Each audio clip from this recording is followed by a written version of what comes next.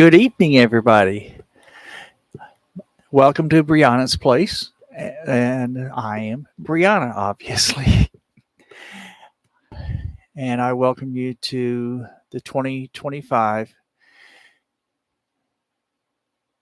uh, Transgender Day of Remembrance. So I've got a script here in front of me, and otherwise I'd be going off topic everywhere. So I think we should begin. Each year on November 20th, the world recognizes Transgender Day of Remembrance, a day to commemorate the transgender, non binary, and gender non-conforming persons who are targeted and killed for living authentically and courageously. The trans individuals are a part of every country, every culture, every faith tradition. The United States honors the Transgender Day of Remembrance to affirm the humanity and human rights of transgender persons globally. There we go. Transgender persons experience disproportionately high levels of homicide and assault. Their families and loved ones too often see no justice. Countries around the world must ensure every hate crime is fully investigated.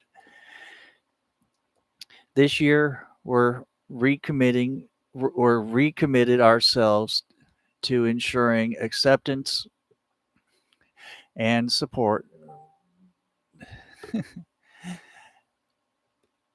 I'm sorry about that. Support for the transgender, non-binary, and gender non-conforming persons.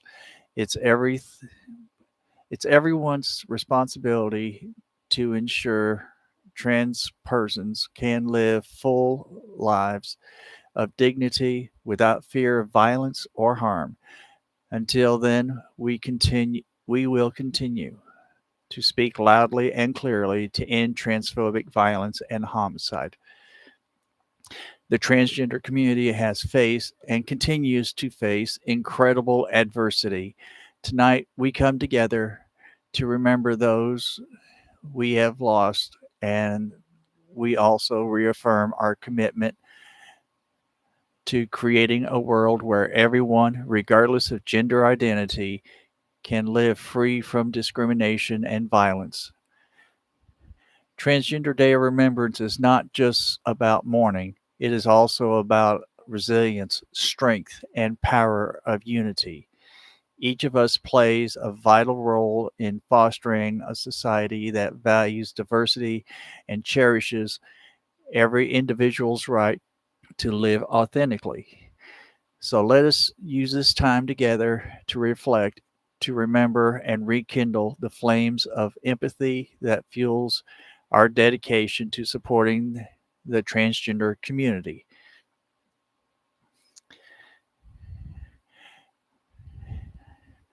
I'd like to share a poem that was shared last year.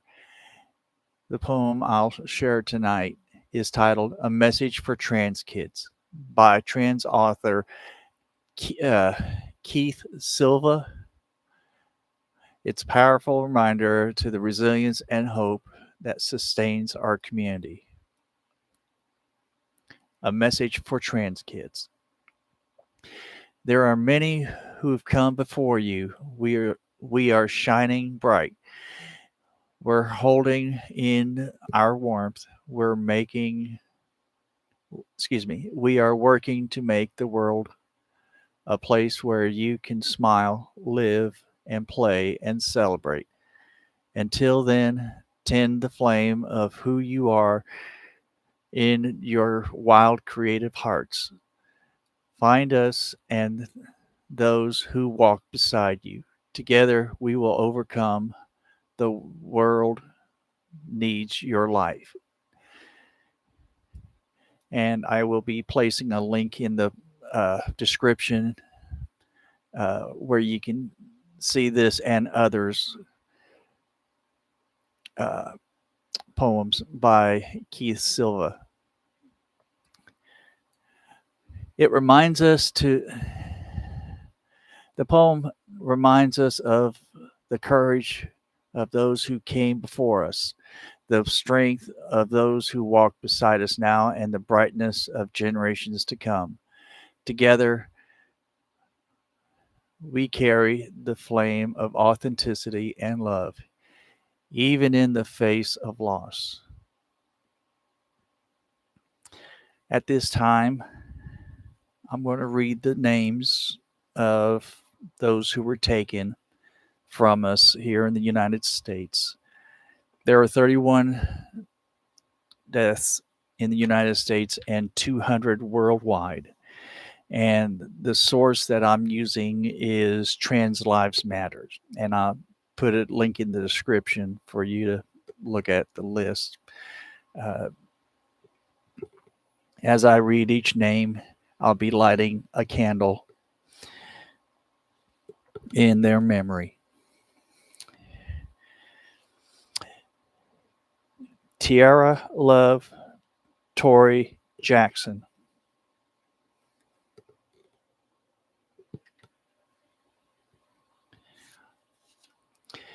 Cassie Ray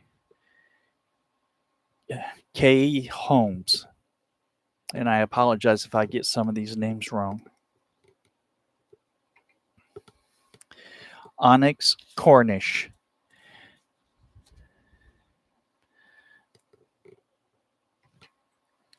Blair A. Sawyer.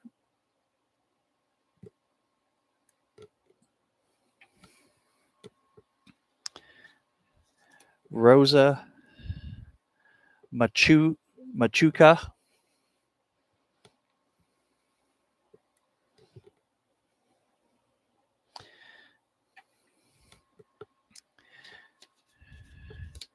Dream Johnson.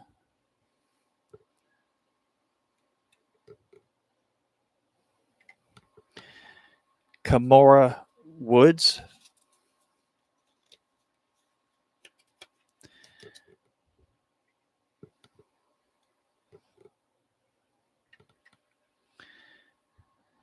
Christina Hayes.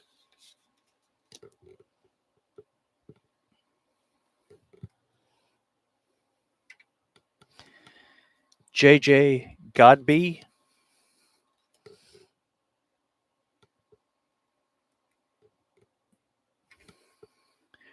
Laura Schuler.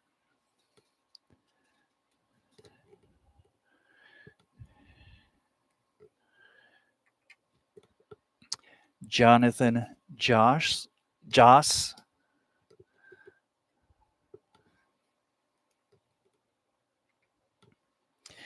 Carmen Wells.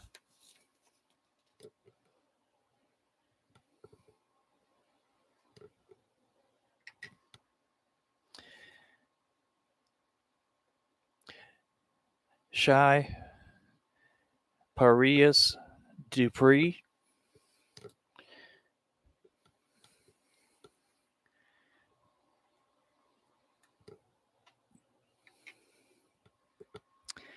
Kelsey Elam.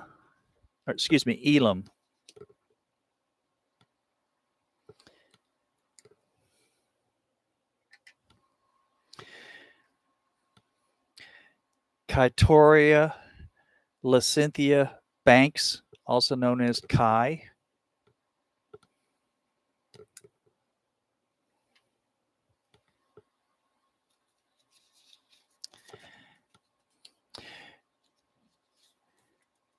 Charlene Cook.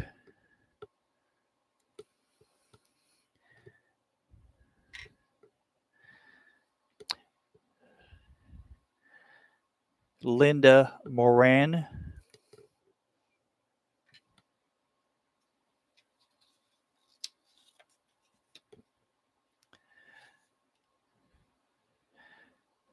Amiria Dior.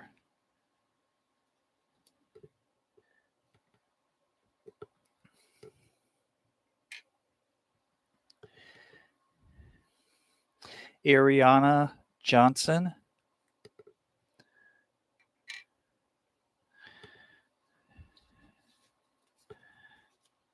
Sam Nordiquest,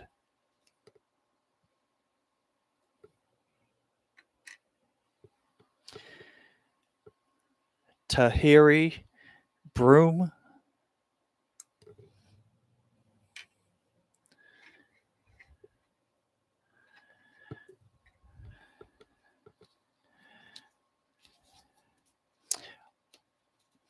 Aubrey Dameron,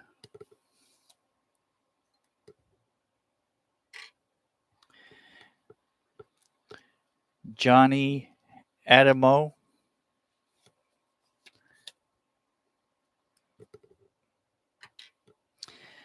Cam Thompson,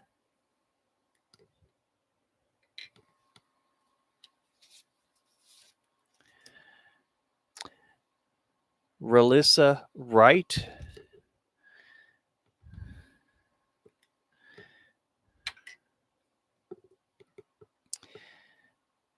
Quanisha Chantel, also known as Coco,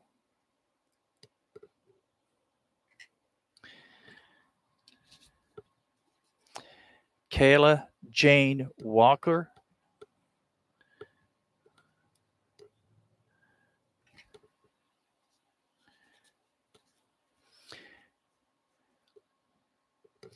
Jay Flores,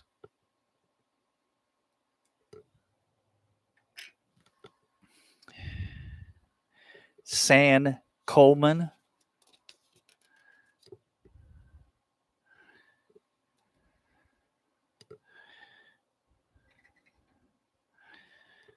Rick Alastor Newman,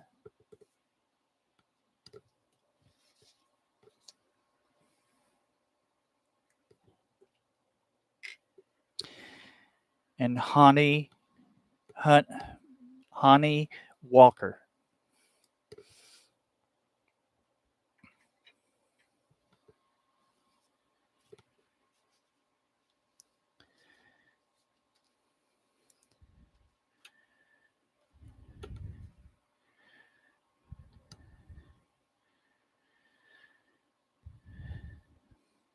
I would like to now read a speech that I wrote for this occasion, slightly modified from last year. We are gathered here this evening to remember our members of our community, both here in the United States and worldwide, whose untimely deaths were due to transphobic hatred. While we are angry and saddened over the loss of our brothers, sisters, and siblings, take peace in knowing that justice will prevail for those who committed these crimes by God and be judged by Him. This year, the hatred against our community has risen exponentially. These individuals are attacking us by passing a record amount of anti transgender bills aimed not only at our youth, but our community as well. These authors, the authors of these bills, have false information about our community. Their research is not only inaccurate, but incomplete. They tend to stay focused on the negative side of transitioning and not look at anything further.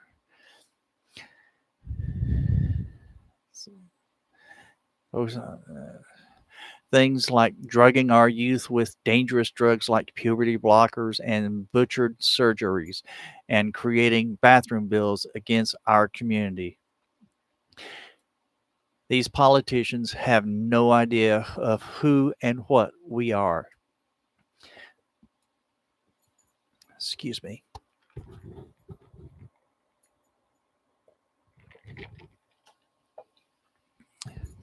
For starters, most of these youth who identify as transgender have the support of their families. They are also seeing counselors and therapists who are specializing, who specializes in the area of transgenderism. Once these youth are diagnosed with gender dysphoria, most of the time the youth, if they desire, is placed on what's called puberty blockers with the support of family and medical professional. The medications don't cause permanent physical changes. Instead, they pause puberty. That offers a chance to the youth to explore their gender identity. It also gives youth and their families time to plan for the psychological, medical, developmental, social, and legal issues that may lie ahead. During this entire time that the youth is on puberty blockers, they are under the watchful eye of their physician. The doctor is monitoring the youth's physical health as well as drawing blood to monitor their levels for any abnormalities. In the event that the youth changes their mind and doesn't want to transition, remaining as themselves, all they have to do is stop taking the blockers and puberty starts again and will run its course. What these politicians do not understand is this: there is over 1.6 million medical and psychological professionals who endorse our transitioning. They understand that the only treatment for gender dysphoria is by allowing the individual to transition into their authentic self. They do not realize that they are they do not realize that there are already protocols set in place for those who are wanting hormones and surgeries. These protocols are called the World Physician Association of Transgender Health, or better known as WPATH standards. These protocols are put into place to protect ourselves from doing harm unnecessarily to ourselves. You just cannot walk into a 7-Eleven and get hormones. There are procedures in place that we have to follow, special criteria that we have to meet to make sure that this is what we want and that this is what we need. These protocols even extend to most surgeries. Some may call it trying to control us, or a term as we use in the community, gatekeeping. But in the end, it keeps us safe. It gives us a chance to think and reflect on what we are doing. I am a firm believer and endorse the WPATH guidelines. So, what do we do about the hatred that seems to be coming from all sides, especially with the recent election? There are ways for us to fight back peacefully. First, and the biggest way, is to not fight hatred with hatred. This would be a losing battle on our part, as it would feed into the haters' agenda and only amplify their stance, making them, instead of the aggressor, a victim and turning the tables against us. Let those who are adept in the political arena handle the politics. What we can do in the meantime is to protest peacefully. Let our opinions be known and heard in peaceful ways. But most of all, stay cool, calm, and be firm when being insulted or misgendered. One of my managers once said to me, "Pick and choose your battles carefully." This advice I not only take to heart, but the community and their allies should as well. Believe it or not, we are winning. There are mayors and governors who are declaring their towns, cities, and states as safe havens and sanctuaries for our community to live in. There are anti discrimination policies being put into place to protect our rights. And for those who are a part of an educational institution, be it employees, professors, or students, there are Title IX protections. One of the biggest elements of hatred is ignorance and or the lack of proper factual information. To those who know nothing about transgenderism, this is a foreign concept. In order to in order to lower the levels of hatred, We need to educate those who know nothing about our community or have false pretenses about it to answer their questions, regardless of what that question is, even if it's offensive, in a cool and calm manner, to be patient with them as they are learning about us. How we act and respond will dictate how they react. Asking questions is a part of learning. When a person is transitioning, that person is not the only one that is changing. Everyone around you will be transitioning as well. Your family, your friends, their partners, and coworkers. Getting used to your new name, your new pronouns, your new look and attitude. It's a process for everyone to endure and adjust to. Transitioning isn't easy. It, it will be the hardest thing that they will ever do. But with a support system of family and friends, it can be done. I recently came across a quote that I would like to share with you. Our deepest fears, our deepest fear is not that we are inadequate. Our deepest fear is that we are powerful beyond measure. It is our light, not our darkness, that most frightens us. Your playing small does not serve the world. There is nothing enlightened about shrinking so that other people won't feel insecure around you. We were all meant to shine as children do. It's not just some of us, it's in everyone. And as we let our own light shine, we consciously give other people permission to do the same. As we are liberated from our fear, our present automatically liberates others. That quote came from the 2005 movie Coach Carter, spoken by the character Timo Cruz, played by Rick Gonzalez. We are facing some of the darkest times ahead of us, a hatred that will be thrown at us from all sides, wanting us to not exist. People are afraid and hate what they don't understand. They can't accept the difference that we go through to achieve our peace and happiness. While outsiders may call us names, pass laws against our community, and try to make life as difficult for us as possible, what they don't realize is that they are actually strengthening us. We come together in unity to stand for what we all believe in. There are equality centers, diversity centers, gender support groups, and our own personal support systems for us to draw on for when we feel down.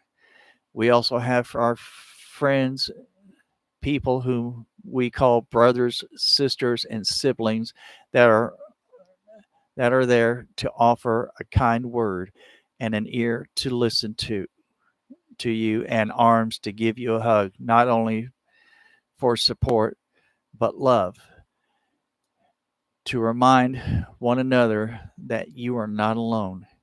And that's the sending and that we should send a message loud and clear, not only as individuals but a community. We will not be erased. We are survivors and we will get through this. Shortly after I started transitioning, I started this YouTube channel that you're watching called Brianna's Place. I wanted to share my journey with others, to try to give some information as to how I was transitioning. I also wanted to send a positive message to give others hope. In the first few videos, I ended with, and always remember, you're not alone. At the time, I felt it was enough, but as time passed, I felt I felt it needed to say more. After some contemplation, I came up with the outro that I wanted, a message that was loud and clear, one that not only showed caring but love, not sh- not only showed caring and love but validation. In closing, I would like to share those 14 special words that's not just for those who are transitioning, but applies to everyone. And always remember, you are special, you are loved, and you are not alone. Thank you.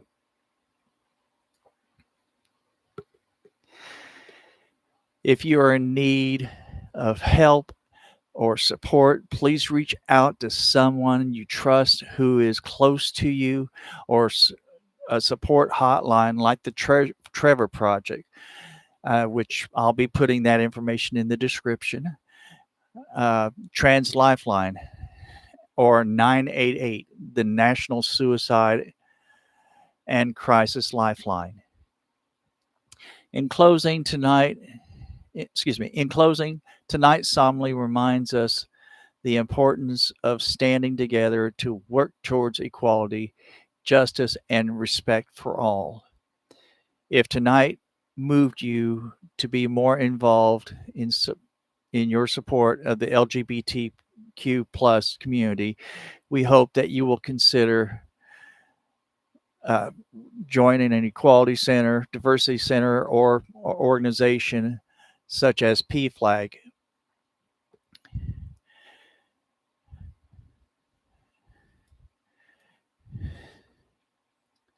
I'd like to thank everyone who has who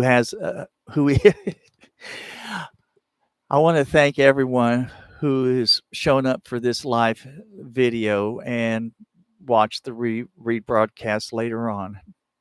I also would like to thank uh, Bryson Kinder for his contribution, for some of his words that I have just read. So, and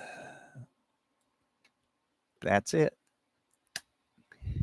And I see we've got Bryson and Christy in the chat room. Welcome, you two.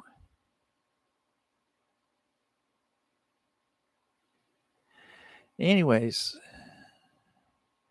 that concludes the service for the. This concludes the service of remembrance for our fallen brothers and sisters and siblings. Thank you very much.